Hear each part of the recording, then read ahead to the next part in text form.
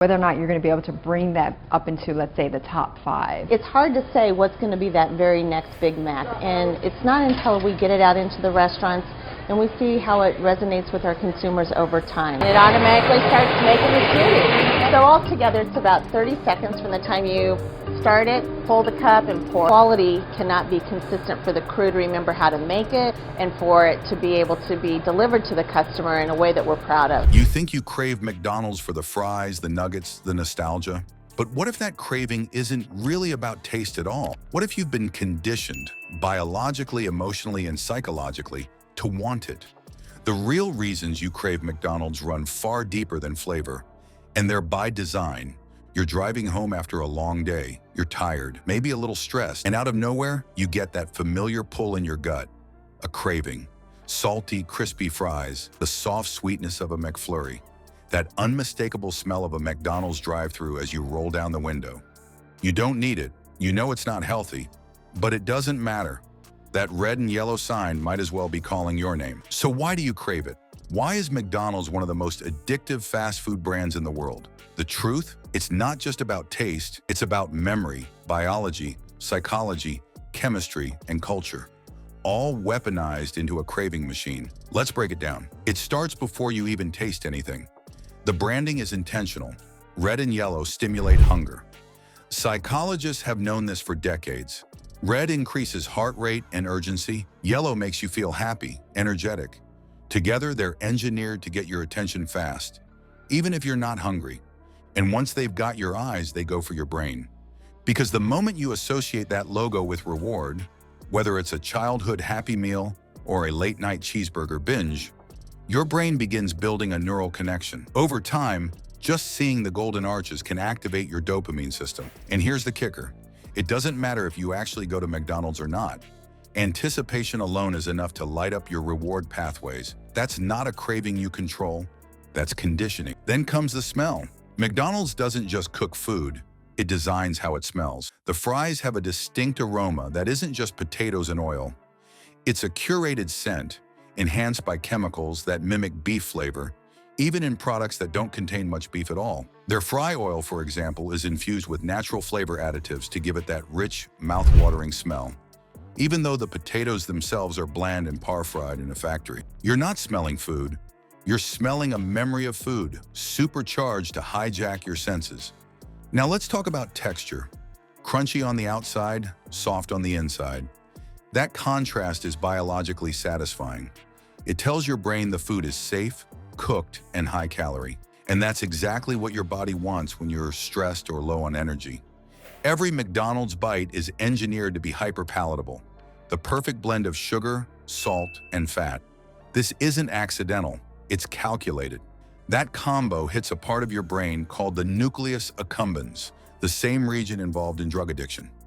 Your fries? They're dosed just right. Your McNuggets? Crisp, salty, fatty, and dunked in sweet dipping sauce. Even the buns are slightly sweetened to keep your brain wanting more. That's not food. That's a formula, but it goes deep. McDonald's understands that emotions drive decisions, so they position themselves not just as a restaurant, but as a place of comfort, familiarity, even celebration. From the toys in your Happy Meal to the smell of breakfast in the car with your dad, they're not selling food, they're selling memories. And once that association is built, it becomes incredibly hard to break. Imagine a birthday party as a kid. You're surrounded by friends, laughter, and there's a giant Ronald McDonald balloon in the background. Fast forward 20 years, you're stuck in traffic, alone, tired, and craving a cheeseburger. What your body's really craving is a hit of that feeling, that safety, that celebration. It's emotional imprinting, and it lasts a lifetime. McDonald's also thrives on consistency. Every Big Mac in Nebraska tastes like one in Tokyo. That predictable sameness becomes a kind of comfort food for the modern world, especially when everything else feels uncertain. If you're traveling, broke, sad, or just in a rush, McDonald's offers certainty, and your brain loves certainty. It rewards it. Even if you don't actually love the taste, you might crave the reliable experience. And then there's the science of the menu itself. McDonald's doesn't just serve what's popular. They test hundreds of variations in labs and focus groups to find the most addictively satisfying versions of every item. Their fries, tested for mouthfeel, aftertaste, and how fast they make you reach for more. Their nuggets, textured to break easily in your mouth with minimal chewing, because your brain prefers low-effort eating. Even the size and weight of the packaging is tested to make you feel like you're getting a good deal. That's why a $1 burger feels more indulgent when it's wrapped in crinkly foil and handed to you in a sturdy bag.